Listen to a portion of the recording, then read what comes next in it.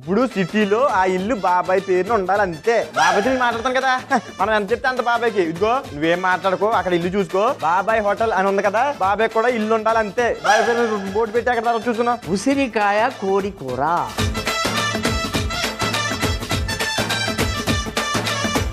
ఇల్లు బాగుంది, వెనకాల బాత్రూమ్ కి డోర్ లేవా? డోర్ లేకపోతే పర్లేదు, బాబాయ్ టవల్ కట్టుకుని చేస్తాడు, టవల్ కట్టుకుని చేస్తాడు. పండు మిర్చి కోడిగుడ్డు ఫ్రై.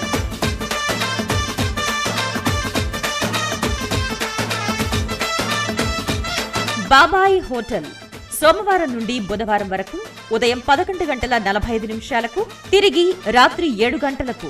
చూస్తూ ఉండండి మీ ఈటీవీ అభిరుచి ఛానల్లో.